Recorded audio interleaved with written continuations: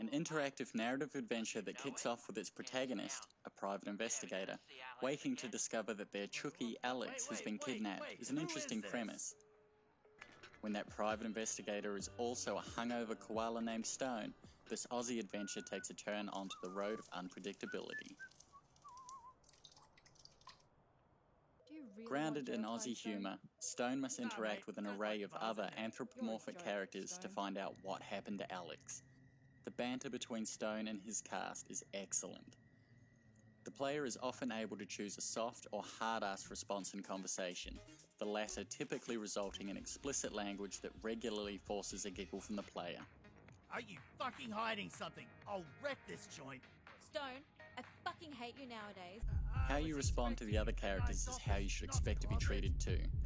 It's Stone's pull-no-punches attitude that consistently allow him to steal every scene that he's in. Yeah, nice joke, Teddy boy. Stone is a gruff, hard-ass, alcohol-indulging koala that appears, no pun intended, stone-faced on the surface.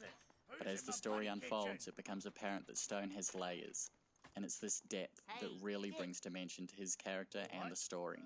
Did that toaster just talk? Nah, I'm here to help, Dick. The narrative is broken down into 5 multi-part acts and an epilogue set in the fictional Old Town. Sorry, bad connection. I was pleasantly surprised by the twists and turns presented throughout the story, some predictable, while others are very clever. The emotionally driven motivations behind Stone's mission have a satisfying resolution, and it overall has more heart than I expected. Coming in between 1 to 2 hours long, the story leaves you wanting more. The fun and interesting relationships of the great supporting characters would be amazing to see more of.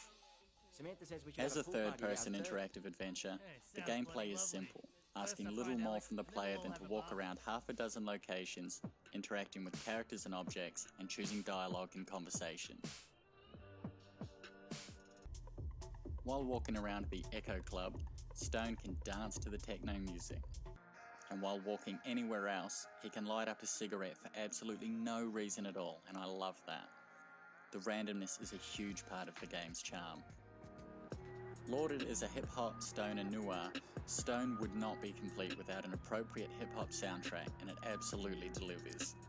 It's a genre not often used in video games, but it lends itself appropriately to the overall tone and style of the game. Convict Games have delivered a fun, quirky, and comedic adventure title with heart and Stone.